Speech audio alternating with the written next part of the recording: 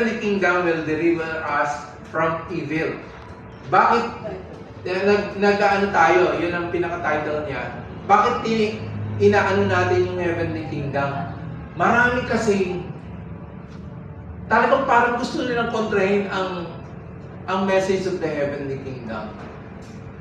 Now which is, pag kinontra mo to, walang bagay na bababa. Walang bagay yung isa sa pinost ko, walang bagay na hindi manggagaling sa taas. Dahil pag hindi nanggaling sa taas, sigurado sa diablo yun. All things came from above. That's why we must put our treasure in heaven. Yun ang binanggit. But treasure. Kasi unang-una, yung treasure na yun ay manggagaling. No? Ang sabi dito, una, basahin natin sa 2 Timothy chapter 2, verse 2. Sabi nga ron, 1 Timothy chapter 2, 2 Timothy chapter 4 pala. Chapter 4, verse 2, tapos lalaktaw tayo ng 17 and 18. Sabi ganon, preach the word, be instant, in season. Instant. Na kumbaga sa Tagalog ay impronto o madalian sa kapanahunan. And then, out of season.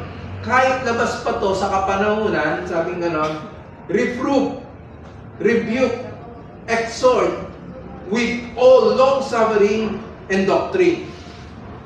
Ang hirap, no? Pag sinabing doctrine, you have a deep knowledge about teaching. Yun ang doctrine.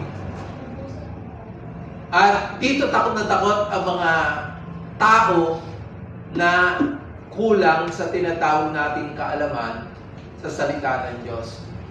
Ba't takot sila? Kasi unang-una, pag tinanong na sila kung ano ibig sabihin ng isang bagay, natatakot silang i-explain dahil hindi sila sigurado. And 17, sabi, notwithstanding the Lord stood with me. Kita mo, mismo ang Diyos, ang Panginoon, ay kasama niya nakatayo. Para ano? And it strengthened me. Walang ibang magpapalakas sa iyo kundi ang Panginoon. That by me, the preaching might be fully known. Kailangan ito ay maihag ng pagmumbaga sa salitang sanlibutan ng malakasan. No? As might hear, kasama tayo dito, Gentiles tayo eh. Sabi nga, might hear, and I was delivered out of the mouth of the lion. Oh, grabe ito. Kaya nga, king, no? And then sa 18, and the Lord shall deliver me from every evil. Ilalayo ka sa bawat masasama. Ililigtas ka niya sa kahit na anong masama. Sabi nga nun, ano yung masamang yon?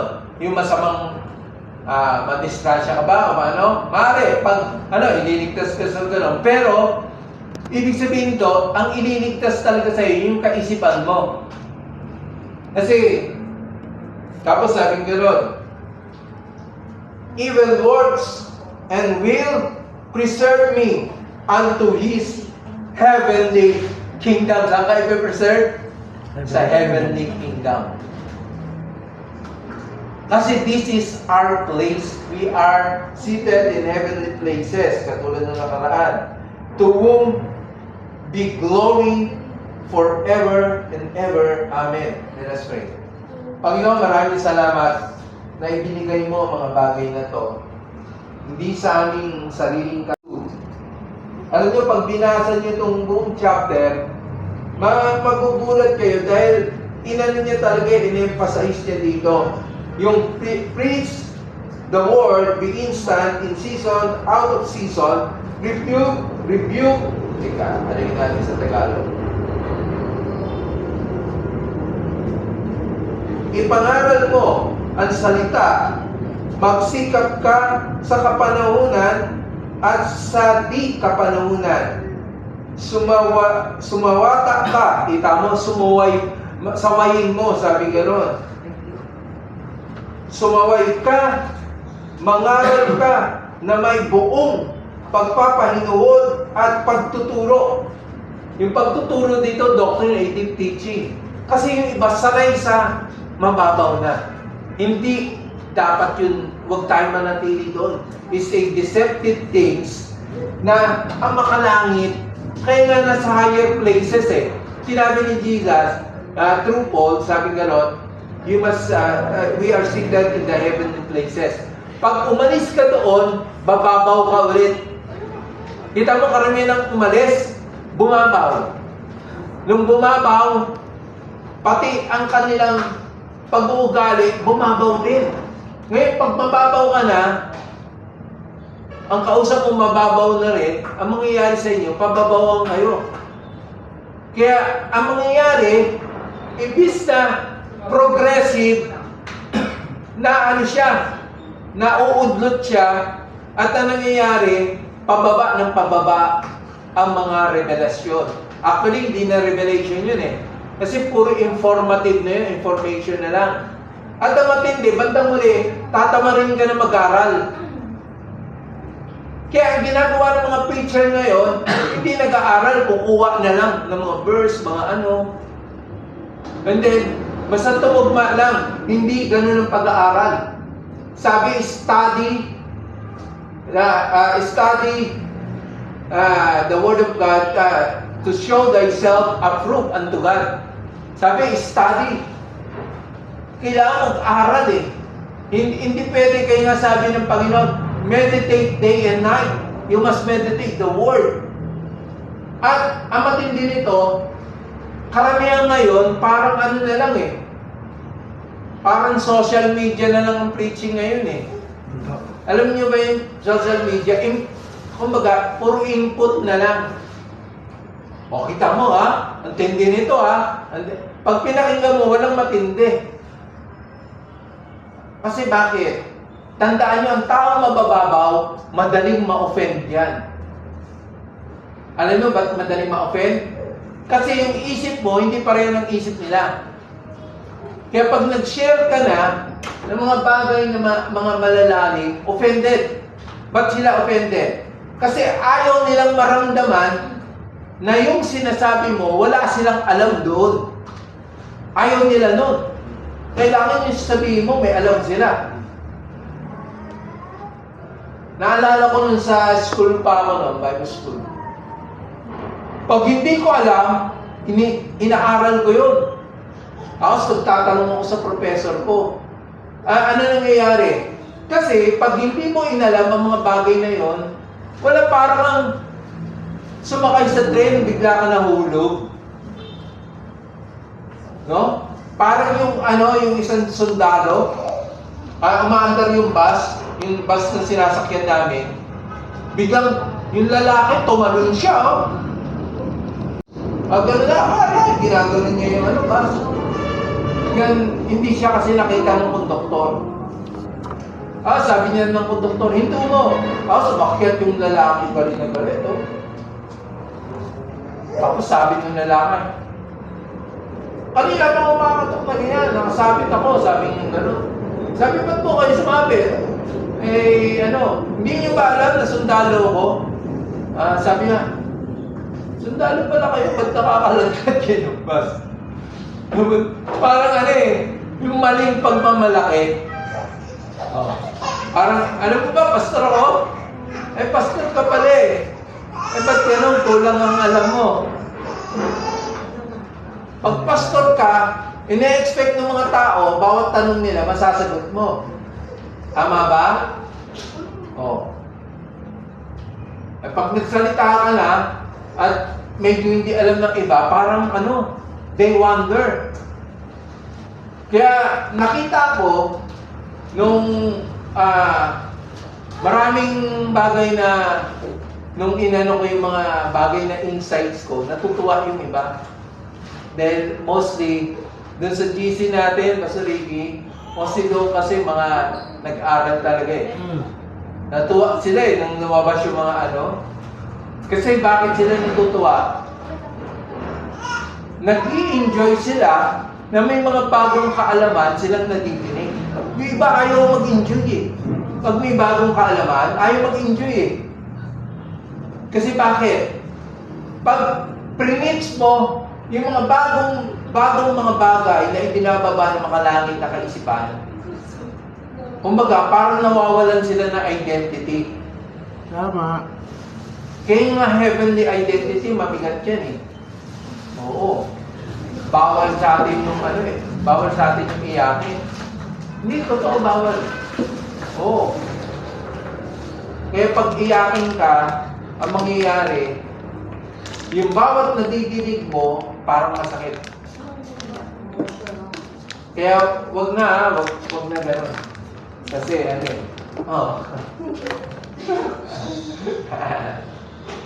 wag na gano'n kasi yun eh. Hindi siya nakakatuwa.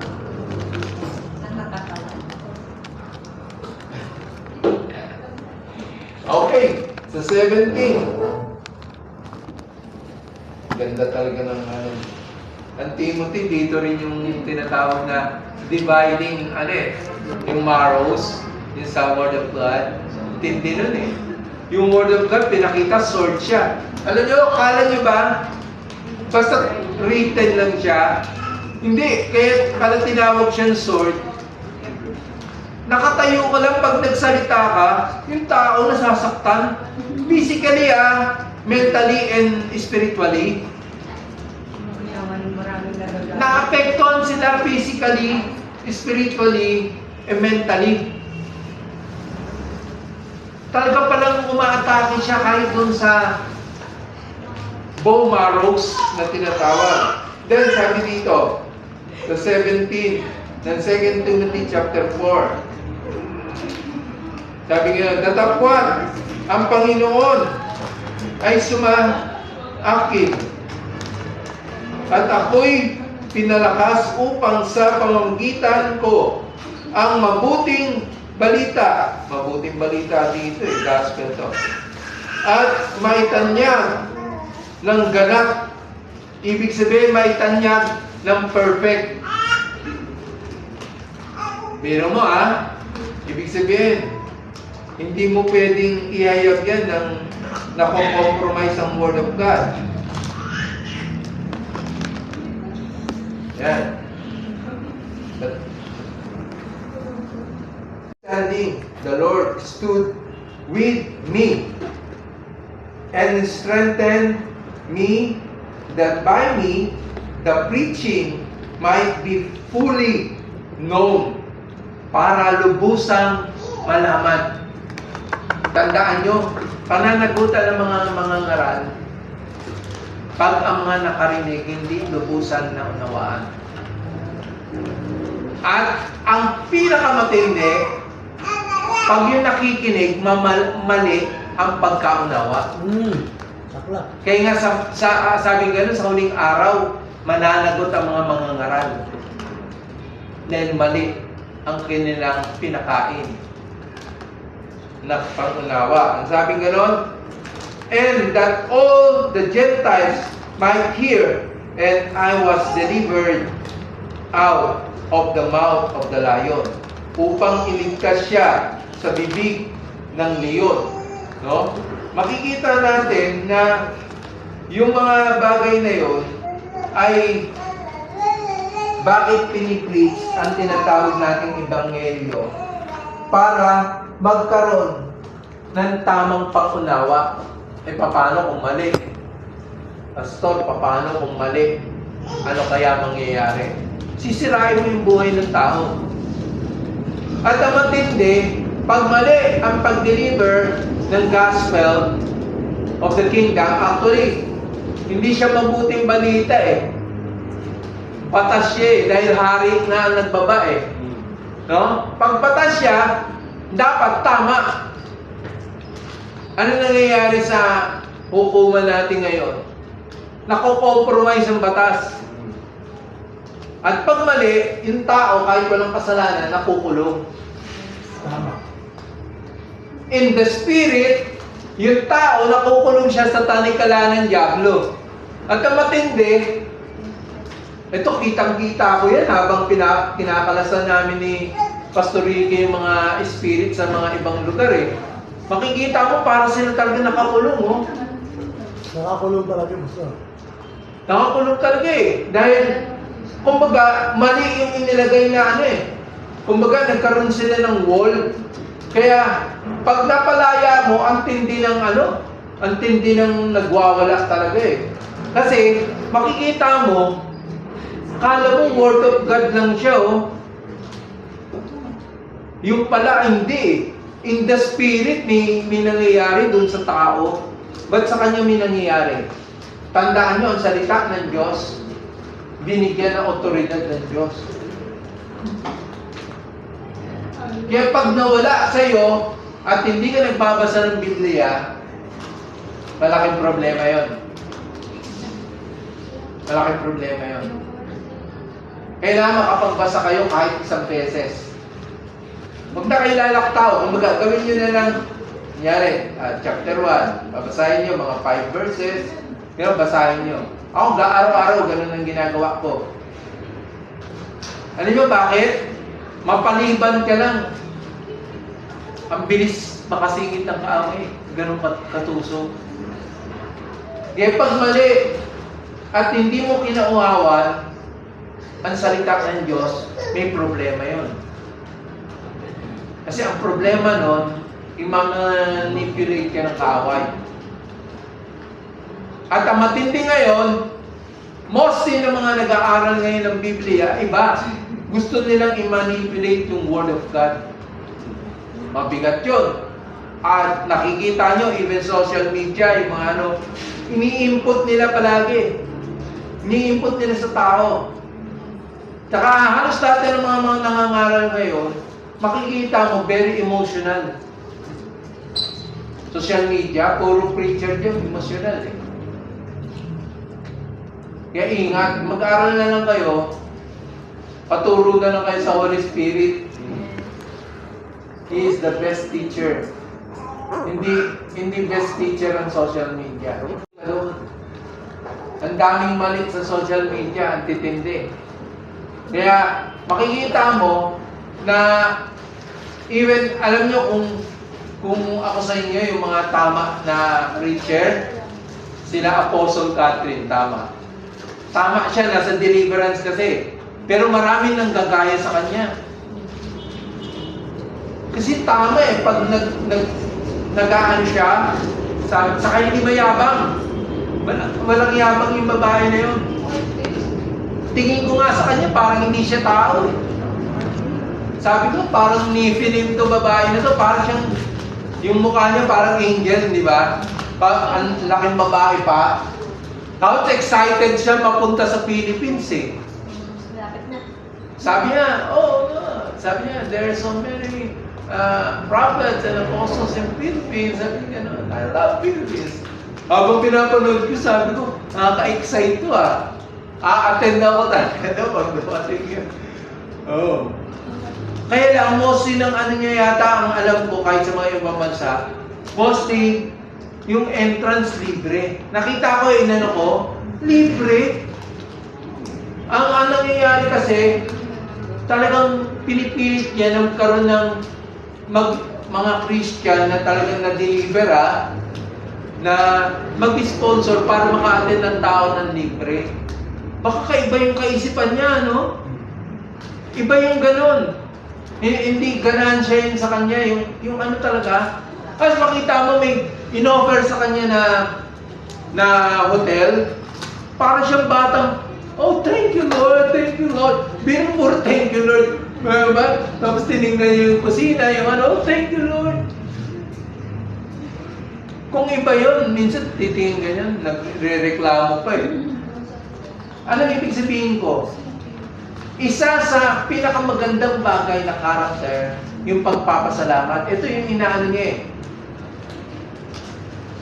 Ni Timothy, nung sinulat to. Kaya makikita natin, dapat fully understanding about the knowledge of the author of the Bible. na kung paano ginawa ng Holy Spirit sa'yo. Yung heavenly things, wag mo i-compromise yun. Marami na ngayon na compromise, nakakalungkot. Dahil sa pera. Dahil sa pera. Ako nakikipag-usap lang ako sa mga yan. Pero ang totoo, hindi ko pwedeng ibaba ang standard ko sa kanila. Hindi dahil sa mataas ang pride ko, kundi dahil mataas ang standard ng Diyos.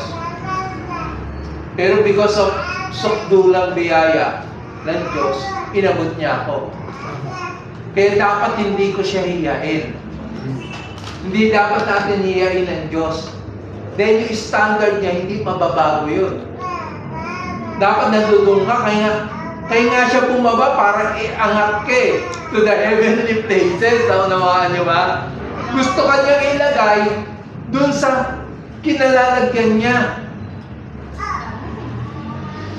That's why, kaya nga sabi ganon, if you are a friend of this world, if you love of this world and you are the friend of this world, the love of God is not in you. Oh, the love of the Father is not in you. Samantalang si Jesus din nagsabi, for God so loved the world. Lord, ano ba talaga? I-love mo yung world o ano? Ang pinag-uusapan kasi doon sa for God so loved the world, yung mga hinirang niya na siyang inangat niya to the heavenly places. Kaya kung hindi mauunawaan ito, ang mga anak namin, gusto namin mailagay namin sa posisyon na kung saan yung kaisipan namin.